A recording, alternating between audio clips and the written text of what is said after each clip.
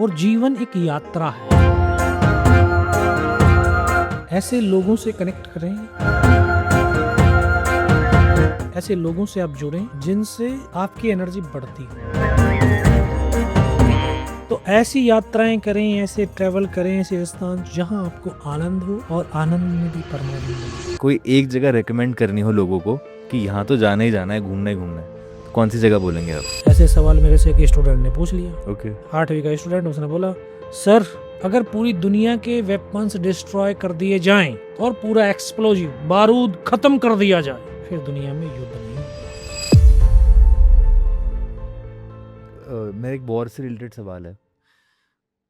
ऐसा कुछ उस टाइम पे 1999 के टाइम पे कोई ऐसा वेपन था, स्पेशल वेपन, जिसको माना जाता था कि अगर ये लगा हुआ है तो इससे बहुत डर पैदा होता था दुश्मन में या फिर सैनिकों में? हाँ नहीं, देखिए वेपन तो सारे लगे हुए थे, बेफोर्स थी वहां पे, ओके है ना। हाँ बेफोर्स सबसे खतरनाक वेपन कौन सा होता है?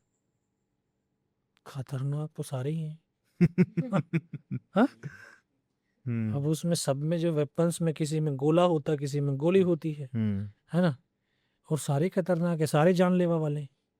ऐसे सवाल मेरे से एक स्टूडेंट ने पूछ लिया। ओके 8वीं का छात्र था, है 8वीं का स्टूडेंट, उसने बोला सर अगर पूरी दुनिया के वेपन्स डिस्ट्रॉय कर दिए जाएं और पूरा एक्सप्लोजिव बारूद खत्म कर दिया जाए, फिर दुनिया में युद्ध नहीं होगा।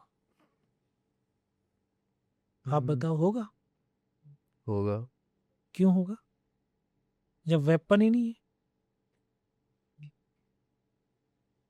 सब कुछ खत्म है। हाँ नहीं भाई, लड़ना अगर है तो पत्थर तलवार, फिर नहीं, वो भी उस नहीं हो, सब कुछ खत्म कर दे, फिर तो नहीं हो नहीं पाएगा। होगा। नहीं भी हाथापाई होगी। हाथापाई होगी। ये जो आप बता रहे ना, ये सब एक साधन है इंसान को मारने के लिए। साधन। वेपन से लड़ाई नहीं होती, थॉट से लड़ाई होती है। थॉट। वाओ। अगर आपके विचार मेरे विचार से मेल नहीं खा रहे हैं तो कॉन्फ्लिक्ट होगा। तो कॉन्फ्लिक्ट होगा, फिर कॉन्फ्लिक्ट विवाद, फिर लड़ाई शुरू हो जाए। तो ये तो सारे साधन है भाई नष्ट करने के। तो इसलिए कोई खतरनाक इसको नहीं कह सकते, सारे खतरनाक। नहीं सर, से फिर खतरनाक सोच हुई ना। हाँ हाँ, थॉट है ना हमारा, थॉट हो गया। थॉट हमारा खतरनाक। अब घर में तो वेपन नहीं होता, जब थॉट घर वालों को एक दूसरे से नहीं मिलता, वहां नहीं होती लड़ाई। होती है कि नहीं होती? लेकिन वही अगर अग्रेसिव हो जाए फिर क्या करता है, फिर ये हमारी बुद्धि ही तो डिसीजन देती है, बोला मार दे इसको। चाहे फिर वो डंडा हो या वेपन हो, वो एक साधन बन जाता है। सर आप में काफी विजडम है, मतलब मेरे को बात करके रियलाइज हुआ काफी ज्यादा स्पिरिचुअली इंक्लाइंड और अलाइंड हैं आप इस चीज में। हम सब हैं, पर हम उसको थोड़ा से हम भ्रमित है ना, बस उसको अलाइन करने की आवश्यकता है। जब रील बनानी छोड़ोगे तो रियलिटी पे आ जाओगे। मेरे लोग हाँ पैसा कमा रहे हैं, मेरे से बोलते हैं यार सर आप तो नेशनल हीरो हैं, आपके तो कई मिलियन होंगे। नहीं यार मेरे तो नहीं है मिलियन, मुझे तो कोई फर्क नहीं पड़ता है। क्या मतलब क्या करना, हम पैसे के लिए आए। एक इसमें रिसर्च मार रहे ना गूगल पे, हार्वर्ड यूनिवर्सिटी है ना, हार्वर्ड। हाँ उसमें एक रिसर्च हुआ था। उन व्यक्तियों पे रिसर्च हुआ था, बड़े रिच व्यक्ति थे वो, और जो मरणासन अवस्था में थे, आईसीयू में पड़े थे। उनसे पूछा यार जीवन में कोई रिग्रेट रहा तुम्हारा, बड़ी लग्जरी लाइफ जी है? बोला रिग्रेट तो है।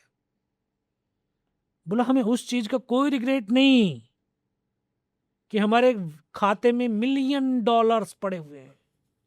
हमें उस चीज का भी रिग्रेट नहीं कि हमारे बहुत बड़े बड़े बंगलों हैं, फैक्ट्रियां हैं, इंडस्ट्रीज के मालिक बड़े के, उसका रिग्रेट नहीं है। हमें रिग्रेट है कि हमने इन सब को कमाया, लेकिन जिस चीज को कमाने के लिए आए वो नहीं कमाया। वो थे हमारे रिलेशन, अपनों के लिए समय नहीं दिया, माँ बाप को कभी हमने टाइम नहीं दिया। आज हमारे पास, हम यहाँ मरणासन अवस्था में हैं, नौकर खड़े हैं, नौकर भी नहीं खड़े, पैसे से सभी आ रहे हैं, ये नौकरी बोल लो, है ना, अपना कोई नहीं। तो रिलेशन, इस लाइफ को बैलेंस करने का, या इसको संयमित करने के, करना इन रिलेशनशिप से ही आ सकता है। अगर आपने रिलेशन को महत्व दिया है तो ये आपको एक ताकत देता है लाइफ की। आपको एहसास होता है यार, हम यहाँ इस धरती पर मनुष्य मनुष्य जो जीव है ना, ये उच्च श्रेणी का जीव है इस सृष्टि का। पैसे कमाने नहीं आए हम, बंगलो बनाने नहीं आए हम, शादी करके बच्चे पैदा करने नहीं आए हम किसी और मकसद से आए। हम कुछ देने के लिए आए हैं, हम कुछ देने के लिए आए, कुछ अपने आप को जोड़ने के लिए आए। हमने वो चीज तो की ही नहीं भाई। कृष्ण भगवान ने कहते गीता में बोला, इस सारा क्या है, माया का जाल है, माया में फंसे। तो शरीर भी तो एक माया ही है। शरीर को तो रोज साबुन से मल मल के धोते, कभी मन को भी धोया क्या? बोला गंगा जा रहे हैं, पाप धोने के लिए। गंगा तो शरीर धोती है, शरीर में कोई पाप थोड़ी होता है, मन थोड़ी धोती है गंगा। मन को धोने के लिए मन को भगवान के चरणों में अर्पित करना पड़ेगा, गुरु के चरणों में जाना पड़ेगा, तब मन क्या होता है, साफ होता है। तो गाड़ी तो आपके पास बड़ी इंपॉर्टेंट है ना, बड़ी बड़ी गाड़ियां हैं। हाँ? नहीं है ना, है भाई, ना ना ना, अल्टो तो है नहीं, अल्टो भी नहीं, ये बता।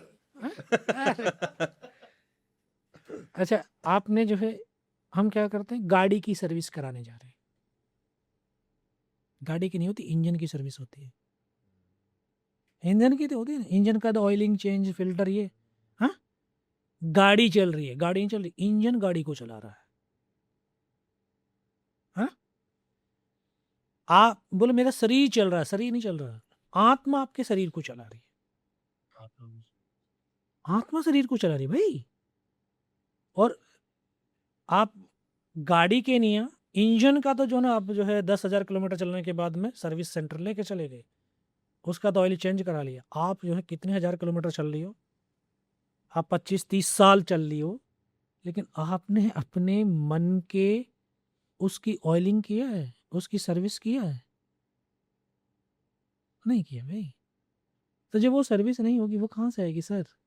सत्संग से आएगी, ध्यान से आएगी, योग से आएगी, संस्कार से आएगी, एक रूटीन से आएगी। ये चीजें अगर फॉलो कर ले तो बहुत सारी जो लाइफ का जो बोझ है ना, वो खत्म हो जाए।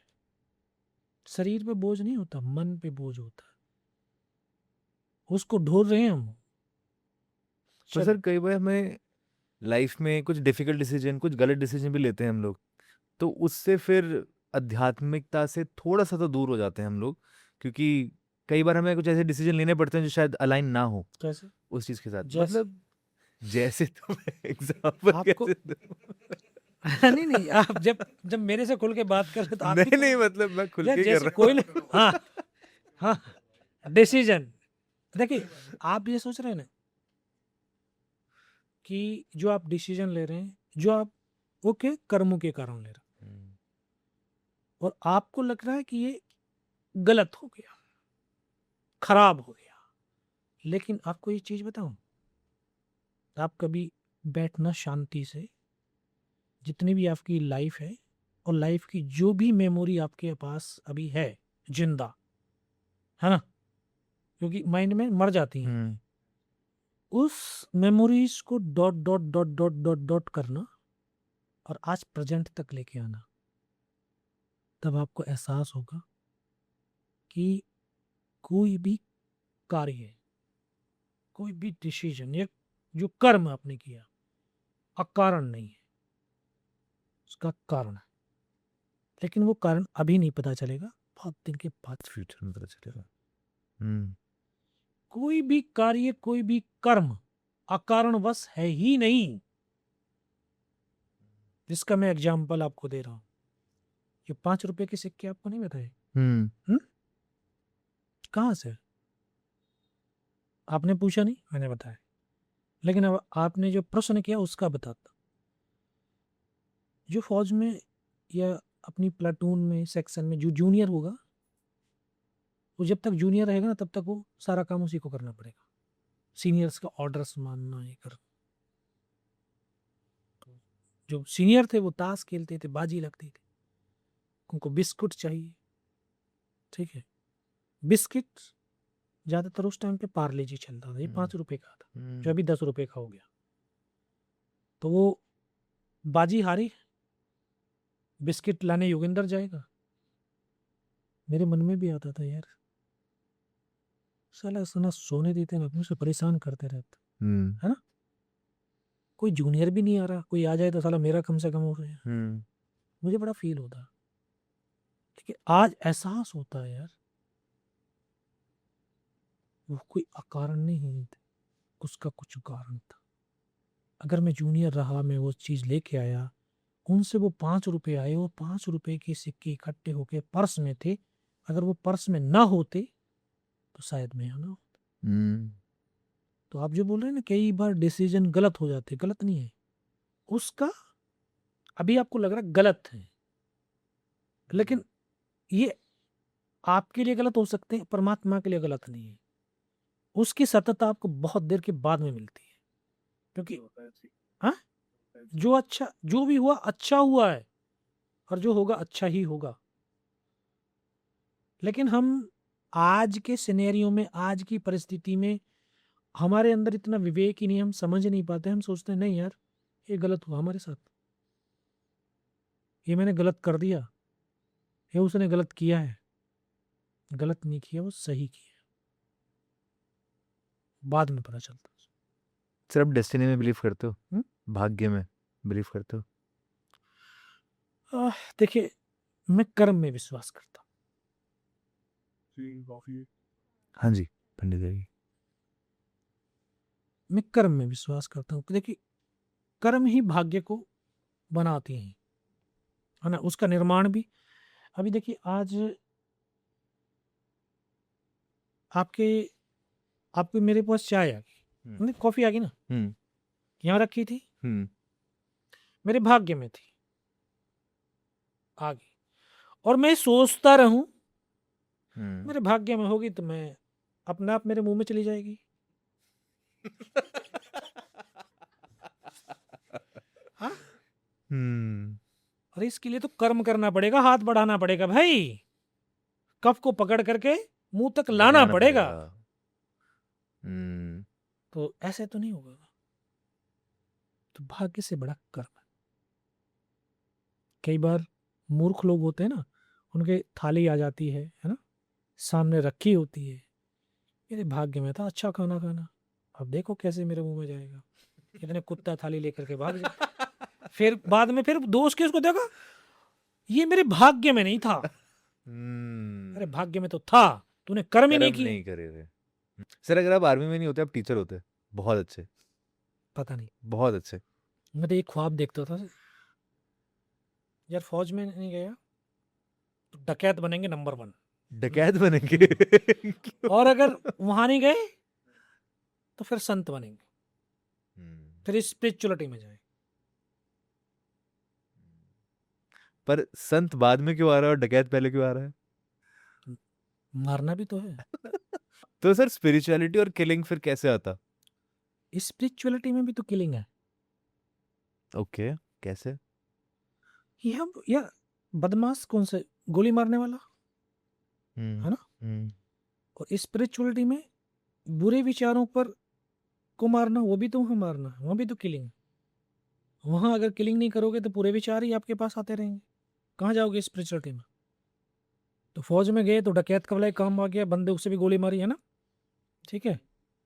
फिर स्पिरिचुअलिटी में तो ऐसा नहीं, एक दिन से नहीं आते, ये बचपन से धीरे धीरे। जब तो कह रहा हूं, माँ राष्ट्र निर्माता है, माँ ने हमें ढाला स्पिरिचुअलिटी में, बोला माला जप करो, ये करो, सूर्य को जल दो। सूर्य को जल अब ऐसे ऐसे करके देते ना, हाँ?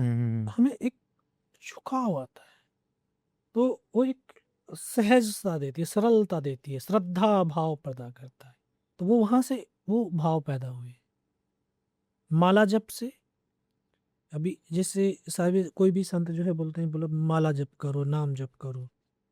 और कबीरदास ने बड़ा अच्छा लिखा कि माला फेरत जुग भया फिराना मन का फिर, कर का मन का डार दे मन का फिर, बाप रे। पाहन पूजे हरि मिले तो मैं पूजूं पहाड़। हाँ, पत्थर पूजने से अगर भगवान मिल जाए तो मैं तो पहाड़ को पूजूं। वाओ। लेकिन वो क्या रिदम बनता, रिदम जैसे एक लय टाइप नहीं आती है, जैसे हाँ सा गा मा, है ना, लय बनती है, लय। तो हम जब माला जपते हैं या नाम जप करते हैं तो इसकी रिदम बनती है, सांस के साथ कनेक्ट होती है, सांस कंट्रोल करने रहे। और जिसने सांस को कंट्रोल किया उसने मन को कंट्रोल कर लिया, और मन से इंद्रिया कंट्रोल होती हैं, और जिसने इंद्रिया कंट्रोल कर दी उसकी जीवन कंट्रोल हो गया, उसने अचीव कर लिया टारगेट। फिर मन पे जिसने काबू कर लिया, मन तो जो है इंद्रियों का राजा है, जैसे वो घुमाएगा वैसे घूमेगा। मन तो विचार पैदा करता ना, माइंड नहीं देता। माइंड उसमें एनर्जी डालता है, माइंड उसमें जो आपके विचार है विचारों में एनर्जी डालता है। बिल्कुल 100%। है ना सत्य? 100%। जलेबी दिखाई दी, इसको भूख लग जाएगी सर। मुंह में लार आ जाएगी, आ गई होगी। आगे ना, क्योंकि देखो शब्द सुना जलेबी, माइंड क्या करता है, माइंड नहीं, माइंड में पिक्चर लगती है, इमेज आती है, इमेज, माइंड इमेज क्रिएट करता है, उस इमेज के अकॉर्डिंग हमारी जो इंटेलिजेंस बुद्धि है वो उसका निर्णय देती, फिर उसमें इमोशंस डल जाते हैं और मुंह में लार आ जाती है। हाँ, क्यों नहीं खाएंगे?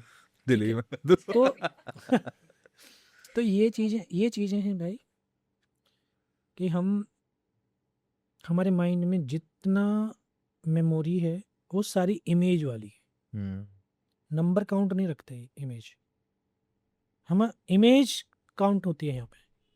और जो अच्छी, अब देखो अभी जब मैं 46 का हूँ, हाँ 46 ईयर्स में मुझे कुछ ही मेमोरी याद है।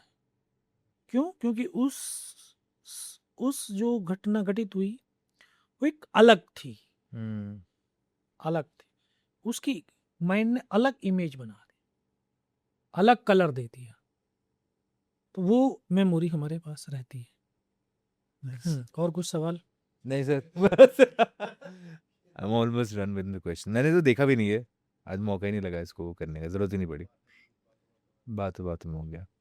बाकी if anything you want to share to the audience sir, lastly. Okay, मैं देशवासियों से और युवाओं से, विश्व के लोगों से यही एक चीज़ कहूँगा, क्योंकि आज मैं ट्रैवलिंग वाले पॉडकास्ट में आया हूँ, आप ट्रैवलिंग करते हैं, मैं इसी से संबंधित कह रहा हूँ।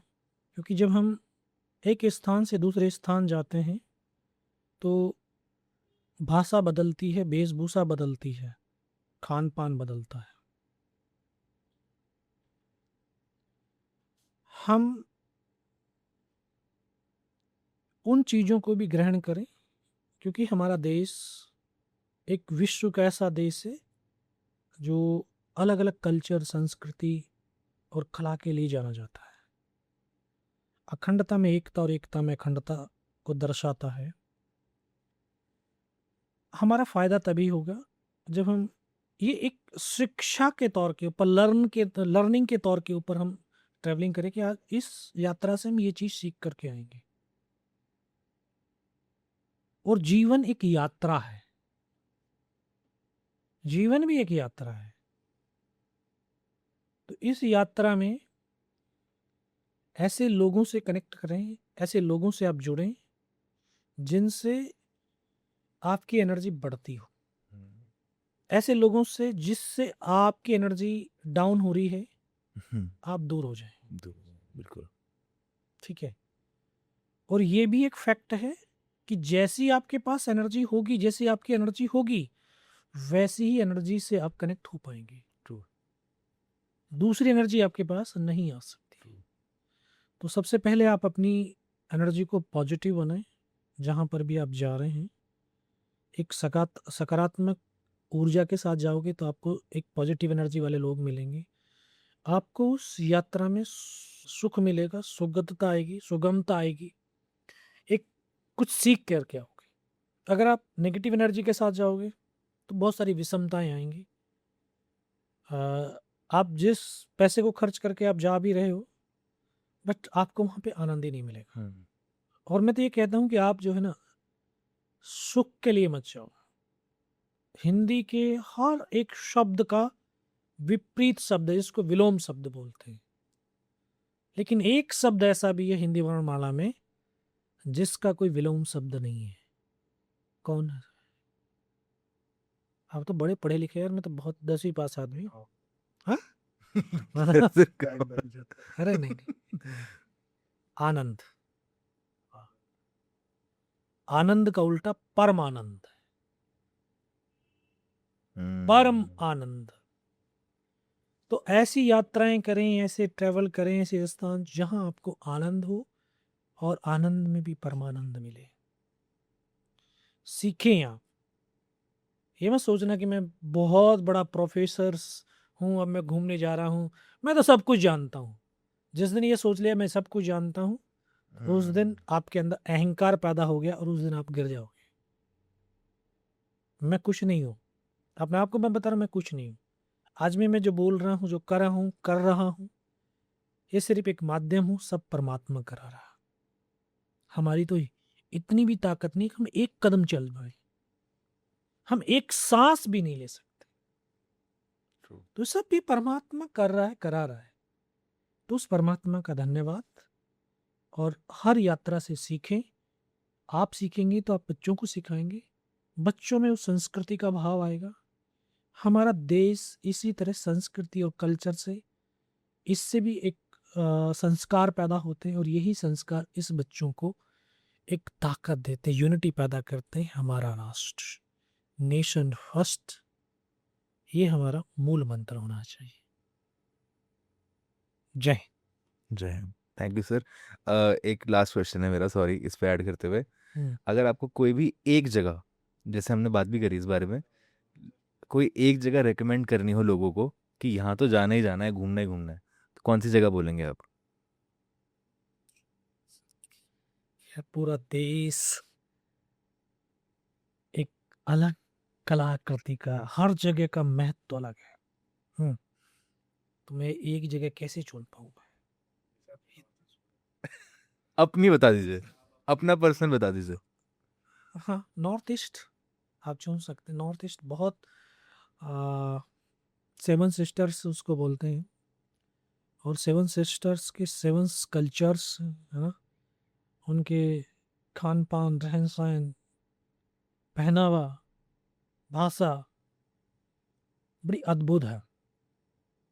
आपको लगेगा वहां जाने के बाद हम शायद कहीं अलग देश में घूम रहे हैं, बट वो हमारा देश है।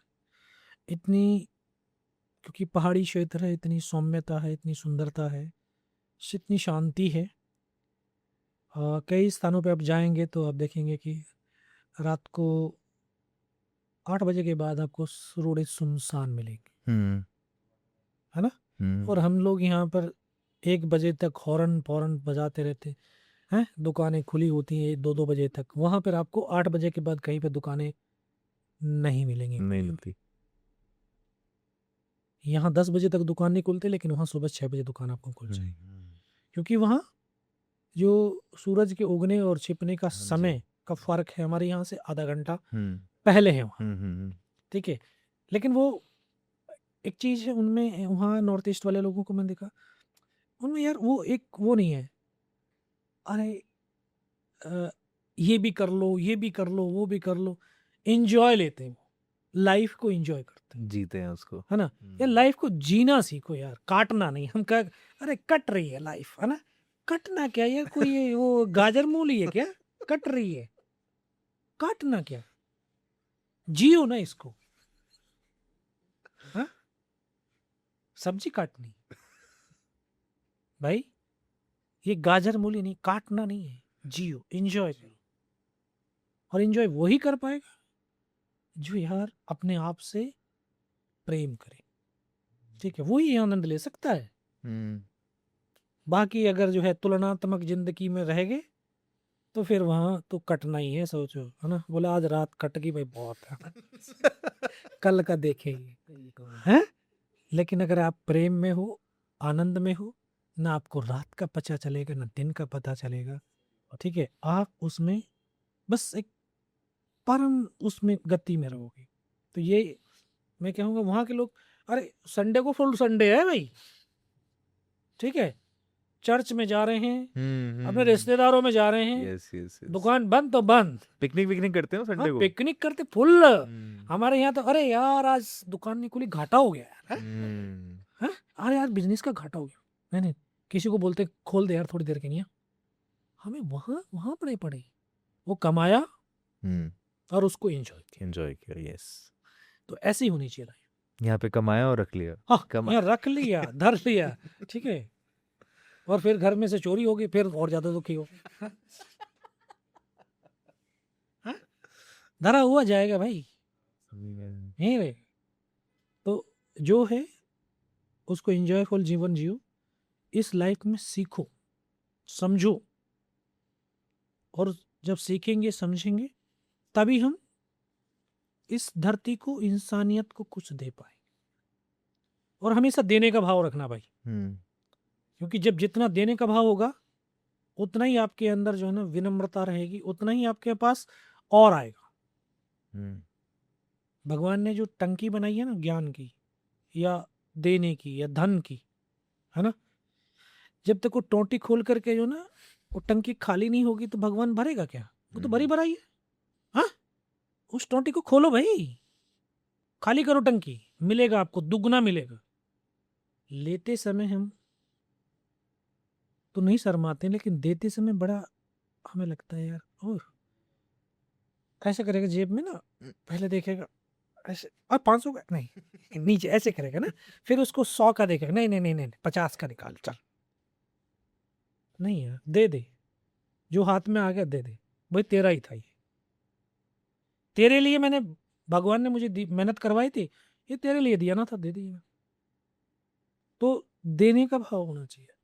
लेकिन घर वालों को पता चल जाए तो बोले तो सारा धन लुटा देगा, हाँ, इसको देव मत ना कुछ भी, क्योंकि हमारा ही कल्चर हिंदुस्तान का ऐसा है जो बचत पर भरोसा करता है, एक बिलीव है, और ये ठीक भी है। देखो अगर आज हम थोड़ा थोड़ा बचत नहीं करेंगे, भविष्य में कोई विपत्ति आई तो उसका सामना कैसे करेंगे? ठीक है, तो इतना हमारे पास होना चाहिए कि भविष्य में आने वाली चुनौती का, उस समस्या का हम सामना भी कर सके, और कोई हमारे दरबार कोई मांगने आए तो यार उसको खाली हाथ भी नहीं जाने दी। तो इससे ज्यादा धन की जरूरत भी नहीं है। इससे ज्यादा धन होगा ना, धन क्या करता है, हमारी बुद्धि भ्रष्ट करता है, अलग तरह की नेगेटिव एनर्जी पैदा करता है, अलग तरह के शौक पैदा करता है, क्योंकि फिर वो हाई क्लास की तरफ देखने लगता है। अच्छा अभी तो यार रम से काम चल रहा, नहीं नहीं नहीं नहीं, पीटर स्कॉच चाहिए, फलाना की चाहिए, बोलो अच्छा क्लब में जाना, वहां मजे कर, ये हमें दुर्वासनाओं में डाल देती। इसलिए दान संतों के पास, दान अगर आप किसी को सच में दान, तो शिक्षा का दान दे दीजिए, किसी एक बच्चे को शिक्षित कर दिए, अपने पैरों पे खड़ा कर दीजिए, उससे बड़ा और लाइफ का कोई दान नहीं। आपने 1000 आदमी को 1,00,000 रुपया नहीं दिया, कोई बात नहीं, लेकिन आपने उस 1,00,000 से एक व्यक्ति को शिक्षित कर दिया, वो 1000 लोगों की जेब भर सकता है। तो ऐसे बच्चों अगर हैं आपके आसपास तो उनको शिक्षित करें अच्छे उसमें, और यही हमारा सबसे बड़ा चीज है। Thank you so much sir, आप यहाँ पे आए आज और हमें ये मौका दिया to have a conversation with you. It really means a lot, more than anything I think all of us हमने बहुत कुछ सीखा आज की बातों से, बहुत ज़्यादा कुछ सीखा। और मुझे उम्मीद है कि लोगों को भी उतना ही पसंद आएगा, क्योंकि हमने डेफिनेटली वॉर की बात करी, आपकी कहानी, आपने सेक्रीफाइस की बात करी, पर उससे बियॉन्ड जाके भी हमने अध्यात्म की भी बात करी है। So thank you so much time निकालने के लिए और हमें हमारे साथ बात करने के लिए। Thank you sir, thank you, thank you so thank you, much. Thank you. जय हिंद। जय हिंद।